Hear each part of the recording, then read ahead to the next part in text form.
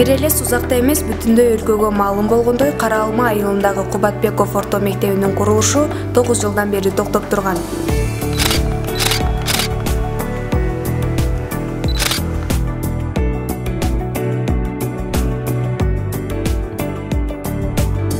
Аталган маселени эл өкүлү Тазабек Икрамов жогорку кеңеште тынымсыз көтөрүп, курулушту токтоткон мүчүлүштүктөрдү текшерүүгө алдырган соң, куруу иштери уланып, быйылкы окуу жылында пайдаланууга берүү алдында турат.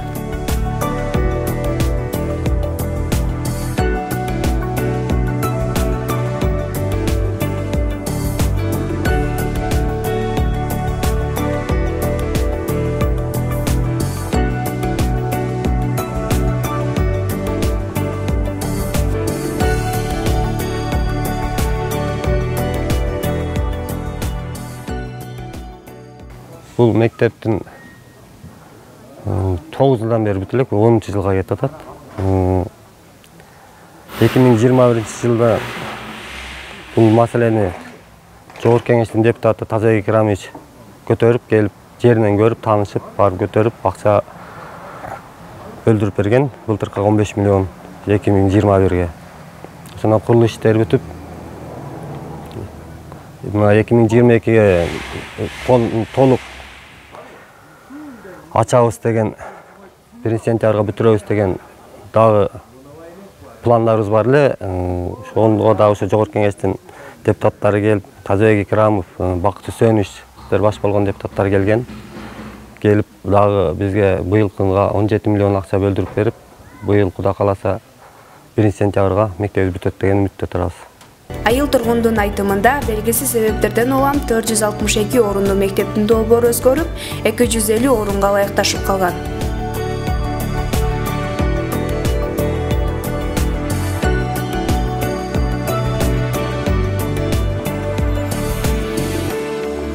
Төрүс 62 орунду немени кыскартып отуруп 250-ге түшүргөнү ушул азыркы типтеги ушул салынып атат да, бүтүп атат. Ушул көрүнүшү азыркы тип мынау бүтүп аткан. Мурдагысында 462 орунду болуп, 2 этаж үстү этаж болуп чыкмакта. Кийинен ошо депутаттар бюджетке киргизип, мына Тазабек Икрамов дагы аябай жакшы кызмат берди бизге. Буга чоң рахмат, себеби мынау мектепти ушулдагы көп немеге тармакка жеткирип жүрүп, мына быйыл бүтүрүп атат да. Булар кийлигишпегенде дагы эле турмак экен.